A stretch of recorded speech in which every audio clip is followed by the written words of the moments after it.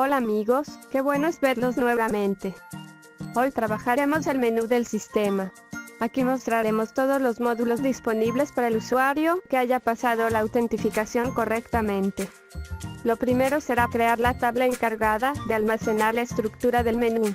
Nótese que tenemos una tabla recursiva, esto se debe a que habrán elementos del menú incrustados dentro de otros. Proseguimos insertando las tuplas, es decir, la estructura para el menú. La columna instancia hace referencia al nombre del formulario que se llamará cuando se seleccione un elemento del menú. Antes de continuar, precisamos crear una extensión JavaScript llamada PLB8, pero para poder usarla es necesario descargar y copiar el contenido del archivo descargado en la ruta de instalación de PostgreSQL. En la descripción del vídeo pueden descargar los archivos según la arquitectura de su sistema operativo. Una vez copiados los archivos, podemos crear la extensión dentro de nuestra base de datos.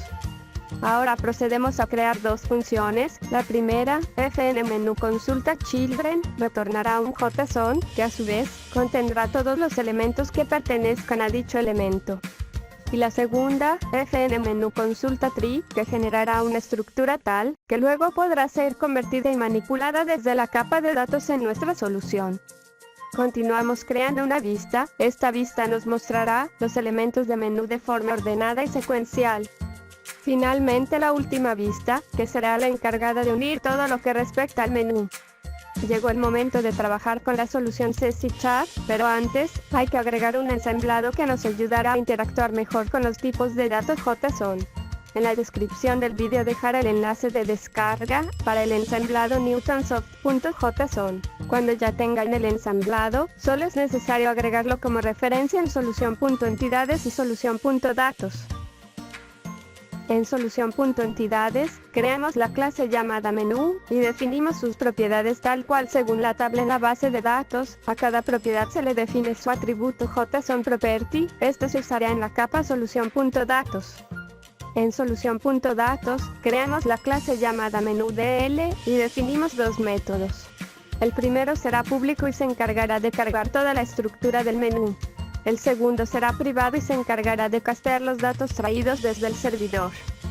La instrucción JSONConvert.deserializeObject que se encuentra en el método obtiene estructura, captura un valor JSON y lo convierte a una lista del tipo menú. En solución.negocio, creamos la clase llamada menúNB y definimos el método obtiene estructura, que a su vez, invocará obtiene estructura de la clase menúDL. En solución.presentación, agregamos un nuevo formulario y lo llamamos frmMenú. Dentro insertamos tres controles, un tree view, un textbox y un image list. Debería quedar algo parecido a la imagen.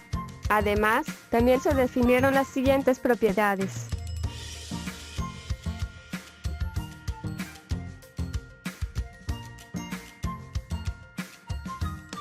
En el evento loadFrmMenú, invocaremos dos métodos. El primero, carga lista imágenes, se encargará de cargar las imágenes que tengamos como recurso en el control image list. El segundo, carga menú, se encarga de llenar el control tree view con los datos provenientes del servidor de base de datos. Agregue los ensamblados, haciendo uso de la palabra reservada using en caso sea necesario. Agregamos también el método busca nodos. Este nos permitirá buscar un nodo dentro del menú según su descripción. Ahora agregamos el método recursivo carga estructura. Este método se utiliza para recorrer los nodos que se encuentran dentro de otros. Para realizar la búsqueda, debemos invocar el método carga menú desde el evento textChange del control textCriterio. Para que se detecten las pulsaciones de teclas y siempre se pueda acceder a la búsqueda rápidamente, se programa el evento keyword del frmMenú. La propiedad keyPreview del formulario debe estar en true. Crearemos otro método llamado abreElementoMenú. Este abrirá un formulario según el elemento de menú seleccionado. En este caso se crea una instancia de los formularios a partir de una cadena, que representa su nombre. Los formularios se abrirán en cualquiera de estos dos escenarios. Cuando se presione Enter sobre el elemento de menú o cuando se dé doble clic sobre el elemento de menú. Por ello se llama al procedimiento desde los eventos Kida unimos doble clic del control tree view. Para finalizar, agregaremos el siguiente código que evitará que el usuario pueda mover el menú.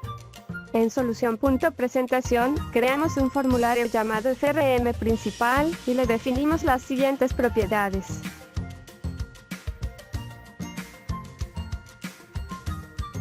Creamos una propiedad del tipo CRM menú dentro de CRM principal.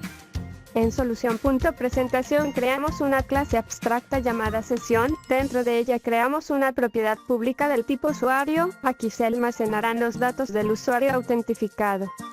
De regreso en el CRM principal, creamos un método para abrir y mostrar el menú de usuario. Y lo invocamos desde el evento load del CRM principal. Como último paso, sobreescribimos el evento resiste de CRM principal, este hará que el menú se redimensione cada vez que el formulario lo haga. Ya estamos casi por terminar. Para agregar las imágenes, es necesario insertarlas al archivo de recursos. Para mi caso, solo usé 2, ustedes pueden usar cuantos archivos quieran. Conforme vamos avanzando, debemos ir poniendo cada cosa en su lugar. Para continuar debemos modificar CRM autentificación de la siguiente manera, esto nos permitirá almacenar en memoria los datos del usuario autentificado. Finalmente, necesitamos modificar el archivo program.cs de esta forma solo mostraremos el CRM principal si el proceso de autentificación en CRM autentificación fue el correcto. El resultado final es el siguiente. Bueno, llegamos al final de este segundo video, espero que les sea de utilidad, no olviden comentar, darle like y suscribirse. Recuerden que al hacer esas pequeñas cosas, me dan ánimos de continuar con este extenso tutorial. Gracias y saludos.